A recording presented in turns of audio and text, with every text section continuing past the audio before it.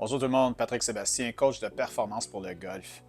Voici le troisième trou du parcours héritage au club de golf Le Blainvilliers. C'est un par 3 qui joue 205 verges depuis les départs arrière.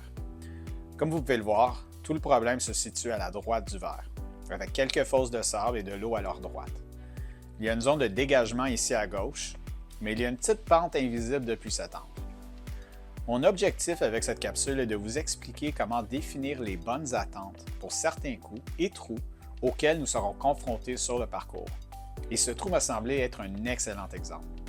Tout d'abord, comme il y a beaucoup d'obstacles à la droite du verre, mon point de départ doit être nettement à gauche. Le drapeau aujourd'hui est plus proche du milieu gauche, ce qui en fait un excellent point de départ pour mon coup. Si je vise plus près du milieu du verre, ce que beaucoup de joueurs feraient probablement, je mets les obstacles en jeu. Pour définir mes attentes, il est important de garder à l'esprit qu'à partir de 205 verges, les joueurs du PGA Tour atteignent le verre 50% du temps et que la distance moyenne du trou est de 44 pieds. N'étant pas un joueur du PGA Tour, je peux réduire ce pourcentage d'au moins 10% et augmenter facilement cette distance de 10 pieds. Ainsi, si mes chances d'atteindre le verre sont d'environ 40% et que ma distance moyenne du trou est d'environ 54 pieds, et qu'il y a des difficultés à droite et un coup de récupération difficile à gauche, on peut sans risque qualifier ce trou de difficile. Donc si le par est un excellent résultat sur ce trou, je peux m'attendre à accepter un bogey. En acceptant un bogey, je me sens plus confiant au départ, ce qui me libère de la pression de réussir un bon coup. D'un point de vue mental, un bogey me laissera émotionnellement neutre, car il était attendu. Un par me semblera un excellent score, un birdie improbable me semblera un score incroyable, et même un double bogey, même s'il n'est pas ce que je souhaite, me semblera acceptable, car il ne représente qu'un coup de plus que ce que j'espérais. Voyons comment je m'en sors.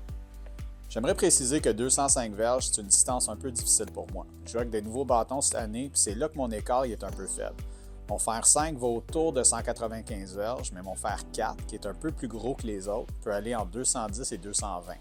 Donc, compte tenu du danger et de mes attentes, le choix intelligent ici, c'est le fer 5.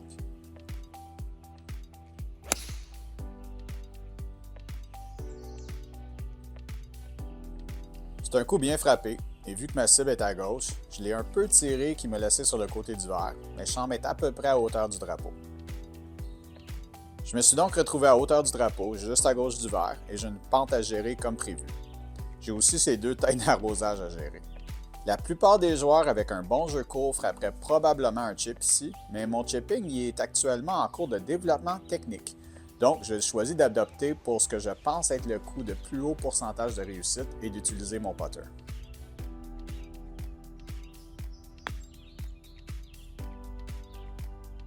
Bon, c'était pas le meilleur coup, mais je suis pas revenu en bas de la pente et j'ai pas réussi à défoncer le trou par à peu près 15 pieds. Au fait, hors caméra, j'ai tenté un chip et j'ai réussi un très bon coup à environ 4 pieds. Je garderai ce souvenir pour la prochaine fois que je me retrouverai dans cette situation. Il me reste un putt d'environ 20 pieds pour le par, ce qui signifie que même si j'aimerais le réussir, j'ai déjà accepté le bogey et je veux m'assurer de respecter mon plan et de faire 2 putts pour éviter de faire un double.